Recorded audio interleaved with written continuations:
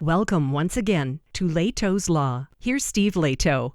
Got an interesting story out of Wyoming, sent to me by a whole bunch of people. From CowboyStateDaily.com, Evanston man charged with felony for putting signs in his own yard that a neighbor says scared them.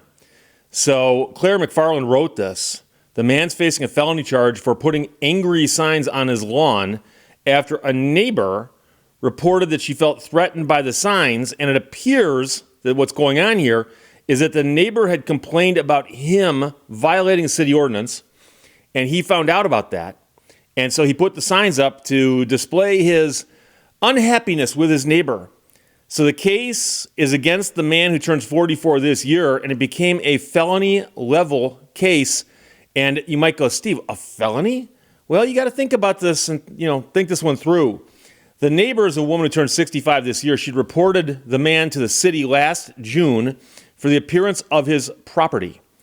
The man had a court hearing about that citation scheduled for February. But in January, before the court date, and this is important, the woman who was the witness, the complainant, called the police department to report that the man had posted threatening signs in his yard facing her property. So one of the signs, for instance, says, "When did the opinion of one nosy neighbor become enough to violate the rights others by the city?" I think he means rights of others by the city. I don't know if the typo is in the story or on the sign. At the end of the message, the sign bore an arrow pointing towards the woman's property. Another sign said, "Mind your business." One said, "Those who matter don't mind, those who mind don't matter." And one said, "You can go F way off." But F is, of course, a word, not just a letter. It's the first of 4 letters. So those were all on the man's property, but facing the woman's property. So the neighbor felt the signs were directed at her and that she was scared, intimidated, and harassed by them. Now you again say, so what? Well, remember that there was an upcoming court date. There's an upcoming court appearance. And this woman was going to be a witness against the man. And so the allegation is that these signs are being put up to intimidate a witness in a case. And many places have got laws against that. So if you put up a sign or you go to intimidate someone just randomly, that might be a crime. But if you go to intimidate a witness in a matter, then you might have a bigger problem. So she felt the signs were directed at her, and she said that, in her opinion, the man was crazy. So the man was arrested and released, and he did not immediately respond to a Cowboy State Daily voicemail requesting comment. Now, there was a preliminary exam on March 15th where he contested whether county authorities have enough probable cause to keep prosecuting him on the felony charge. And a circuit court judge said that there was, in fact, probable cause. The felony charge of influencing witnesses is punishable by up to 10 years in prison and $5,000 in fines.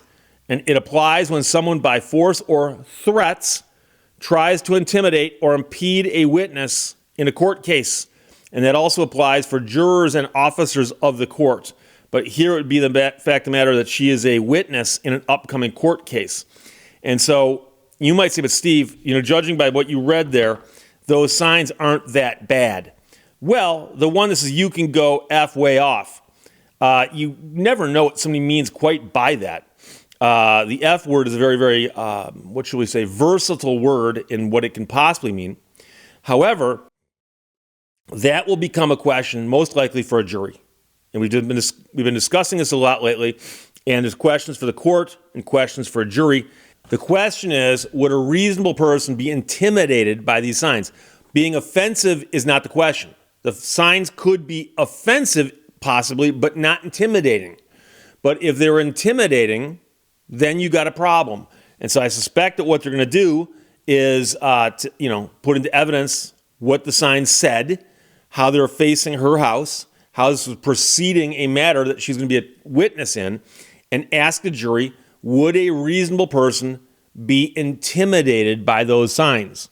And if the answer to that is yes, this guy might have some serious issues on his hands. So this is a strange one, I will admit, because generally speaking, I believe that people who own property should have the right to do what they want on their property, as long as it doesn't affect people nearby, right? So if you say, well, Steve, you should be able to do anything you want.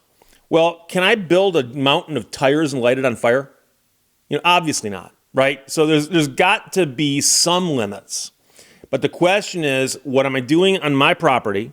And is it offensive to the people nearby? And I don't mean just, through words or something. I'm talking about, like I said, a tire fire or something. Or let's suppose I was running some kind of weird thing in my barn that was spilling chemicals in the ground and they're running onto my neighbor's property. Obviously, right? So I generally think that, your home is your castle.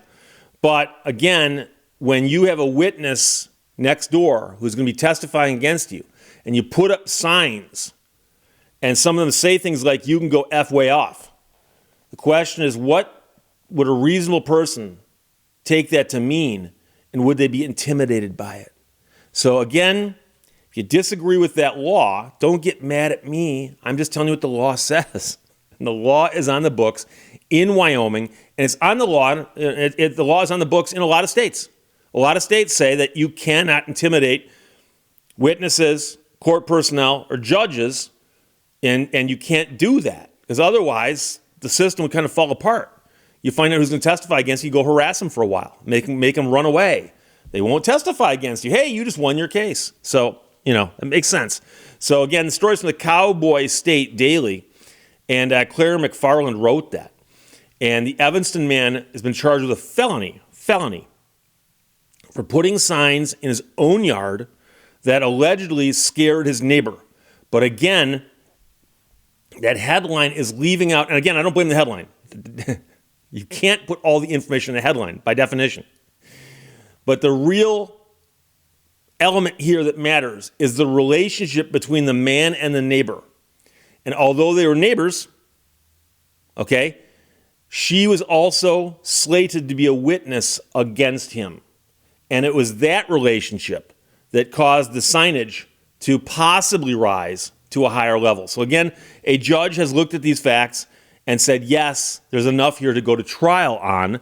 A jury might come back and go, no, it's not a violation of the law. But that's what juries do, and that's what juries are for. So we'll see what happens. If we get an update, I'll pass it along. But as of right now, that's the story. Again, Claire McFarland wrote that for the CowboyStateDaily.com. Questions or comments, put them below. Let's talk to you later. Bye-bye. Thank you for watching Lehto's Law. The less stuff I own, the less my stuff owns me.